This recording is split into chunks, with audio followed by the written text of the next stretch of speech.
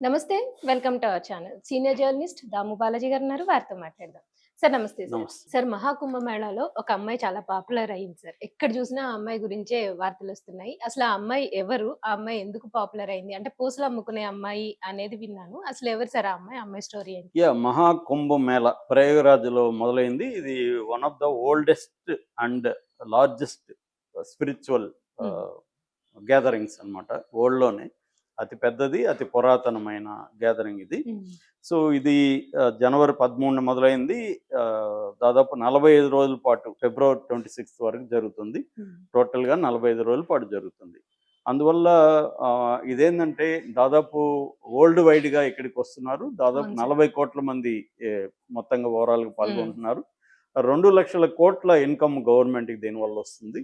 So, ఇది ఆహ్, ప్రపంచవ్యాప్తంగా ఇవాళ ఏందంటే 12 ఏళ్ల తర్వాత కాబట్టి, హ్మ్. 12 ఏళ్లలో సోషల్ మీడియా, ఇంటర్నెట్ ఇవన్నీ విపరీతంగా పెరిగిపోవడంతో ఈ సంబంధించిన సాధువులు, సన్యాసులు, తర్వాత అఘోరీలు అవును సార్. వీళ్ళ లైఫ్ స్టైలు, వీళ్ళ హావభావాలు, వేషాలు, ఫుడ్డు వీటి హ్మ్. మీదంతా కూడా వేల వీడియోలు వస్తున్నాయి. అవును సార్. వ్లాగర్స్, యూట్యూబర్స్ అంతా హ్మ్. వెళ్ళిపోయారు. సెల్ ఫోన్లు, కెమెరాలు తీసుకెళ్ళిపోయి విపరీతంగా హ్మ్. ఫుటేజ్ వస్తుంది.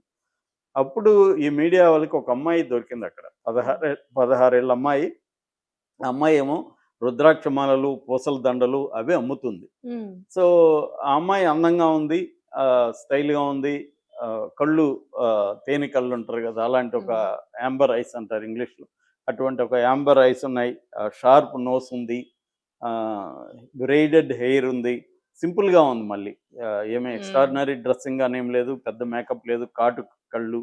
సో, కళ్ళు అందరిని గూడా అట్రాక్ట్ చేస్తున్నాయి. ఆ అమ్మాయి మంచి స్మైలీ ఫేసు. సో, అది నచ్చేసరికి ఇంకా ఆ అమ్మాయి మీద ఎవరో ఒక వీడియో పెట్టారు. ఆ వీడియో 15,000,000 వ్యూస్ వచ్చాయి. ఓహ్! ఇంకా అక్కడి నుంచి అందరూ వెళ్ళిపోయారు. ఆ కళ్ళ మీద జూమ్ చేయమని అడుగుతారు. వీళ్ళు హ్మ్. కెమెరామెన్ జూమ్ చేయడం. ఇంకా ఆ అమ్మాయికి గూడా కొంచెం ఈ పాపులారిటీని ఆ అమ్మాయి గూడా ఎంజాయ్ చేయడం మొదలుపెట్టింది. హ్మ్. ఆయన కాన్ఫిడెంట్‌గా మాట్లాడడం. ఎక్కడ కెమెరా షై గాని అవన్నీ లేవు. అలాగా ఆ అమ్మాయి ఇప్పుడు పాపులర్ అయిపోయింది. అందరూ గూడా అసలు ఎవరు ఈ అమ్మాయి? ఈ అమ్మాయికి హీరోయిన్ ఛాన్స్ వచ్చేట్టుంది. అంటే ఓహ్! చాలామంది హీరోయిన్‌ల కంటే ఖచ్చితంగా బెటర్‌గానే ఉంది. నేను ఓహ్! గూడా చాలా వీడియోలు చూసాను. హ్మ్. అంటే ఏమి మేకప్ లేకుండా, ఏమి లేకుండా. యాక్చువల్లీ చాలామంది ఏఐతో ఈ అమ్మాయి ఫోటోని హ్మ్. ఏఐలో ఎన్హాన్స్ చేసి పెడితే ఎక్స్ట్రార్డినరీగా ఉంది. ఓహ్! హాలీవుడ్ హీరోయిన్ లాగా ఉందన్నమాట. ఏఐ హ్మ్. పిక్చర్స్ హ్మ్. అవి గూడా వచ్చాయి. సో, ఎవరు అంటే అమ్మాయి పేరు మోనాలిసా బోన్స్‌లే అని అంటున్నారు. మరి మోనాలిసా అసలు పేరా? వీళ్ళేమైనా అవును పెట్టారా సార్. గూడా కరెక్ట్‌గా లేదు. హ్మ్. కానీ ఎక్కువ మంది చెప్తున్నది మోనాలిసా బోన్స్‌లే. అమ్మాయిది ఇండోర్ అని చెప్తున్నారు. ఈ పాపులారిటీ అంతా చూసి వాళ్ళ నాన్న అక్కడి నుంచి పిలిపిచ్చేసాడని గూడా ఒక వార్త వచ్చింది. ఓకే. అక్కడ హ్మ్. ఉండొద్దు అంటే వాళ్ళు గూడా ఇది భయమేస్తుంది అవును గదా! సార్. ఈ స్థాయిలో ఇదైపోతే మన అమ్మాయి ఏంటని. హ్మ్. ఇంక పర్సనల్ ప్రశ్నలంతా నువ్వెవరినైనా లవ్ చేసావా? ఇంకెవరో నీతో గూడా కనిపిచ్చాడు గదా! ఓహ్! అతన్నేమన్నా పెళ్లి చేసుకుంటావా? ఇవన్నీ గూడా అడగడం. హ్మ్. మనోళ్ళేందంటే దాన్ని హ్మ్. ఎన్ని యాంగిల్స్ ఉన్నాయి ఊహించలేరు అవును గదా! సార్ అసలు. అన్ని యాంగిల్స్ హ్మ్. చేస్తున్నారు మీడియా. హ్మ్. సో, ఆ అమ్మాయి అయితే క్లియర్‌గా మా ఇంట్లో అమ్మా, నాన్న చూపించిన వాళ్ళని పెళ్లి చేసుకుంటాను. నాకు పెద్ద గోల్స్ ఏం లేవు లైఫ్‌లో అనేది చెప్తుంది. సో, ఇండోర్‌కి వాళ్ళ నాన్న పిలిపిచ్చేసాడని అంటున్నారనమాట. ఇది బేసిక్‌గా ఆ అమ్మాయికి సంబంధించిన ఆహ్, ఇప్పటివరకు మనకు అందుతున్నది. హ్మ్. అంటే ఒక మామూలు పూసలమ్ముతున్నారంటేనే వాళ్ళు పేదరికం అవును అనేది సార్. మనకు అర్థమవుతుంది. ఆ అమ్మాయి కొంచెం అందంగా ఉండడం, కాన్ఫిడెంట్‌గా ఉండడం, కాన్ఫిడెంట్‌గా మాట్లాడడం దానివల్ల అట్రాక్ట్ చేశారు. రెండోది ఆ స్పాట్‌లో సాధువులు, సన్యాసులు హ్మ్. మధ్యలో ఒక అంతా గూడా మనకి వేరే ఒక హ్మ్. టెక్స్చరు, ఒక వరల్డ్, కలర్స్ అవును సార్. కనిపిస్తాయి గదా! ఇటువంటి అమ్మాయి అక్కడ ఒక ప్రత్యేకంగా కనపడడం అనేది గూడా జరిగింది. అయితే ఈ అమ్మాయి ఒకటే గాదు ఇంకా కొన్ని వింతలు గూడొచ్చాయి. అన్నిటికంటే గూడా ఐఐటీ బాబా. ఐఐటీ బాంబేలో చదివి ఏరోస్పేస్‌లో ఇంజినీర్‌గా పనిజేస్తున్న హర్ష రిచారియా. హ్మ్. ఆయన ఐఐటీ బాబు అంటారు. ఆయన గూడా వెరీ పాపులర్ అయ్యాడు. అంటే ఐఐటీ చదివి ఆయన హ్మ్. ఎవరినో లవ్ చేశాడు. పెళ్లి చేసుకోబోతుంటే వాళ్ళు ఏదో ఇబ్బందులు పెట్టారు. తర్వాత పెళ్లి చేసుకున్నాడు. ఆ అమ్మాయి ఇంకెవరితోనో లేచిపోయింది. ఇవన్నీ చూసి ఆయన బాబాగా మారాడని ఆయన స్టోరీ ఒకటొస్తుంది. So, okay sir. అలా ఐఐటీ అనమాట. హ్మ్. ఇంకోటేమో 7 ఫుట్ రష్యన్.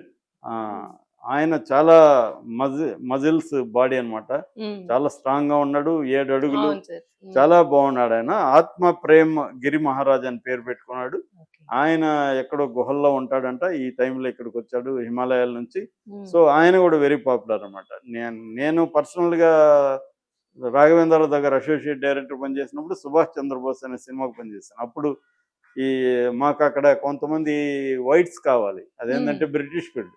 అప్పట్లో సాయిబాబా బెంగళూరు ఉంటుంది వైట్ ఫీల్డ్లో, హ్మ్. అక్కడ పట్టుకొచ్చాం. ఆ! పట్టుకొస్తే అందులో చాలామంది రష్యన్ సైంటిస్టులు వాళ్ళంతా కూడా ఉన్నారు. ఓహ్! వాళ్ళకి భాష ఇంగ్లీష్ కూడా రాదు సరిగ్గా, హ్మ్. కానీ కమ్యూనికేట్ చేయగలిగారు. సో వాళ్ళు చాలామంది సైంటిస్టులు, యూనివర్సిటీ లెక్చరర్స్ అలాంటి వాళ్ళు కూడా సాయిబాబా దగ్గరికి వచ్చేసి హ్మ్. ఉన్నారు. అంటే వెస్ట్రన్ కల్చర్లో ఏంటంటే వాళ్ళకి మెటీరియలిస్ట్ కల్చర్ ఎక్కువ ఉంటుంది కాబట్టి అన్ని సంపద అన్నీ ఉంటాయి, కానీ ఏదో ఒక వాయిడ్, అంటే ఒక వెలితి అనేది ఉంటుందన్నమాట. అవును సార్. ఈ వెలితి అనేది ఏంటంటే అన్నీ ఉంటాయి, హ్మ్. ఇంకా ఏమి అనుభవించడానికి ఏమీ లేవు.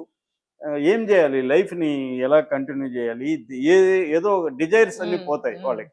ఆహ్, ఈ వెల్త్‌కి సంబంధించిన డిజైర్స్ ఏవో ఉన్నాయి, అది డిజైర్ లెస్‌గా బతకడం అనేది ఒక వాక్యూమ్‌లోకెళ్ళిపోతుంది. హ్మ్. అప్పుడు వాళ్ళకి ఏదో ఒకటి కావాలి. అప్పుడు ఇండియన్ స్పిరిచ్యువలిజం అనేది వాళ్ళకి ఉపయోగపడుతుందనమాట.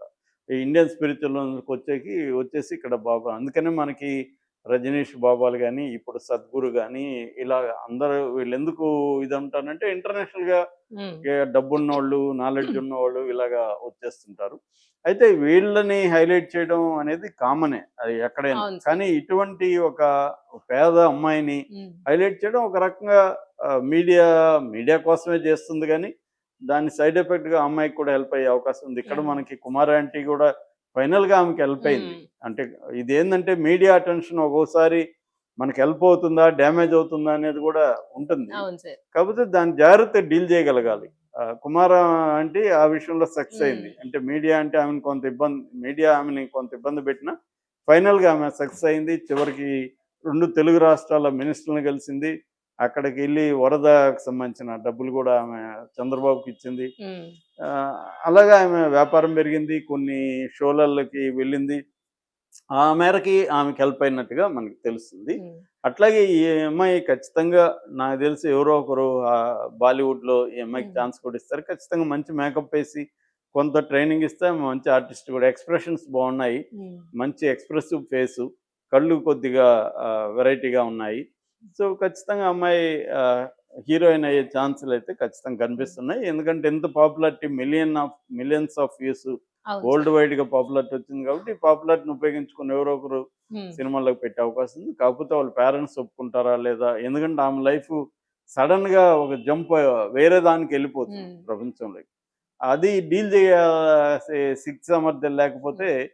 మరింత ఇప్పుడేదో అవును సార్. ప్రశాంతంగా ఉంది. హ్మ్. ఒక చిన్న జీవితం ఏదో అమ్ముకొని హాయిగా హ్మ్. ఉంది. ఈ ఇంత సెలబ్రిటీలాగా సడెన్‌గా సెలబ్రిటీలు అవును అయిపోయి సార్. అది వెరీ హ్మ్. డిఫికల్ట్ అది. అవును. ఎప్పుడైనా ఫెయిల్యూర్‌ని డీల్ చేయడం కంటే సక్సెస్‌ని డీల్ అవును సార్. చేయడం వెరీ కరెక్ట్. డిఫికల్ట్. అది కూడా సడెన్‌గా. హ్మ్. గ్రాడ్యువల్ అంటే నువ్వు మెల్లగా అలవాటవుతాం. హ్మ్. సడెన్‌గా వచ్చేస్తే దాన్ని ఎవరెవరో వచ్చేస్తారు. మనకు హ్మ్. సంబంధం లేని వాళ్ళంతా మనల్ని కంట్రోల్ చేయడం మొదలుపెడతారు. హ్మ్.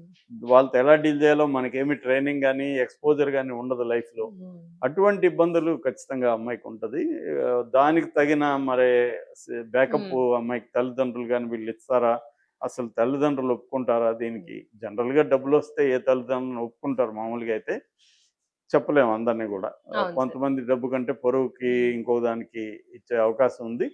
సో, ఆ రకంగా మరి చూడాల్సిన ఇదుంది. హ్మ్. ఏదేమైనా ఈ కుంభమేళాకి సంబంధించి కుంభమేళా మిగతా అన్నిటిని పక్కన పెట్టి ఈ అమ్మాయి మీదకే హుహుహు. వచ్చాయి. నేను నిన్నేదో అటు ఫేస్‌బుక్‌లో, ఇన్‌స్టాలో మనం రీల్స్ ఇలా హ్మ్. కొడుతుంటాం. హ్మ్. మొత్తం ఇవే వస్తున్నాయి. ఈ అవును. అమ్మాయిదే హ్మ్. వస్తున్నాయన్నమాట. హ్మ్. అంటే హ్మ్. ఒకటి చూస్తే ఇంక అవే వస్తాయి గదా! హ్మ్. అల్గోరిథం గూడా. హ్మ్. అలాగే ఈ అమ్మాయిది చూసేసరికి అన్నీ అవే వస్తున్నాయి. ఒక interesting aspect. At the same time మిగతా విషయాలు పక్కన పెట్టినట్టుగా కనబడుతుంది దీనివల్ల. అంటే ఎప్పుడైనా మనకేందంటే ప్రతి దాంట్లో గూడా ఒక డ్రామాటిక్ ఎలిమెంట్ హ్మ్. గావాలి. ప్రజలకు కానీ, మీడియాకి కానీ. ఒక డ్రామా గావాలి, ఒక సెన్సేషన్ గావాలి. లేనప్పుడు మనం కుదిరితే